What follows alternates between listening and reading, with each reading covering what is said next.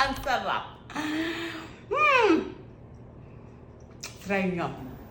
Hi! Luto tayo ng alalengua. Pero hindi dila ng baka ang gagamitin natin o dila ng baboy, kundi parang dila ng kalitiran. Yan ang tawag dyan, kalitiran. Baka yan. Hinugasan ko na. So, kinulangan pa ako ng paghuhugas kaya lalagyan natin ng asin at hugasan natin sa asin yan. Yan. Kasi hindi ko na siya pakukuluan tapos itidiretso ko siya sa sangkap. Ayan, hugas na natin at siguradong malinis na yan. Yan, ang ganda ng hibla ng kalitiran. Yan yung sinasabi ko, may hibla siya ng, ito yung litid, ito yung, yan, litid, tapos ito, litid din yan. Pagka lumambot yan, napakasarap naman. Kaya naman, maglagay tayo ng konting asin lang kasi madali na yung magdagdag. Yan, konti lang muna, asin. Tapos lagyan natin ng bawang at sibuyas. Huwag magtipid sa sangkap kasi yan lang ang pampasarap sa mga niluluto natin, mga naglulok herb. Yan. Ngayon, ito naman, nag-blender ako ng ng tomato. Yan. Fresh tomato. Lagyan natin ng paminta. Parsley. Pwede rin po dyan, basil ha. At po pwede na tong slow cooking muna. Palabasin natin yung katas niya. Tapos, po pwede naman po na diretso na slow cooking hanggang sa lumambot. Pero, pakuluan muna natin siya dito. Pag lumabas na yung katas niya, saka natin isalin sa pressure cooker. Yan! Yan yung sinasabi kong lumabas na yung katas niya. So, po pwede na natin i-pressure cooker. O depende sa inyo na i-diretso, marami kayong gas. Ade ituloy. Ako nagtitipid sa gas, kaya ipi-pressure cooker ko lang siya. Yan!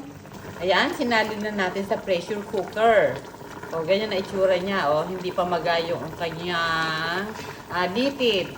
So, lagyan na natin ng takip. Yan. Sabi ko nga, di ba, bago natin isasara ang pressure cooker, ang gagawin natin dyan, pakukuluin muna. So, kumukulo na. Kaya, isarado na natin. Yo! Ayan, igigisa na natin siya. Malambot na siya. Ayun. So, bawang.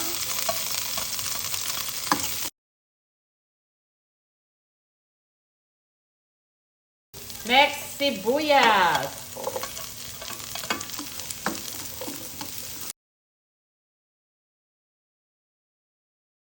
Isunod natin ang astrete. Para maganda ang kulay, hindi nga tayo naglalagay ng toyo. Yan. Siyempre, lutuin muna natin yan. Siguro maglalagay tayo ng mushroom. Kasi paborito ko to at paborito namin lahat. Yan.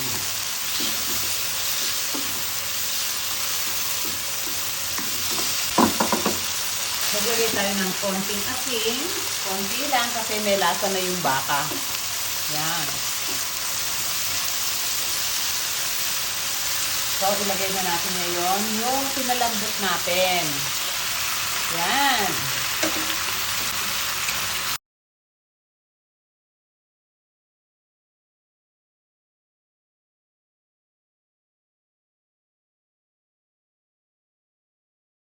Meron akong siling pangsigang, 2 piraso kasi lanta na. Ilagay na natin para makapinabangan. At ilagay na natin yung pinakasabaw niya. Yan. Yan. Yan lang ang pinakasabaw niya. Yun. Napakasarap magluto. O, diba?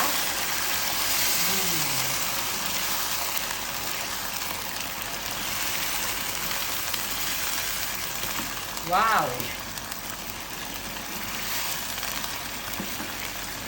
Lagyan ko ng 2 pirasong laurel. Naglagay na rin po ako ng basil ha. Nagdagdag ako. Kinulangan ako ng sa lasa. Kunti lang naman nilagay ko. So, lagay na natin si bell pepper. Yon. Yan. Okay na. Napakadali. Napakasarap magluto. Ayan, tikman na natin. Ito Ito na yung pinakamas. Ang tikim ko kasi, sorry ha, dalawa tikim ko. Kain na to, hindi lang tikim. Kain. Yan. Kung ang lambot, oh. Look, kung gaano siya kalambot, oh. Pero hindi durog, di ba? Hindi siya durog. Oh, di ba para siyang lengua? Ito ang masarap. Naduduling ako ah.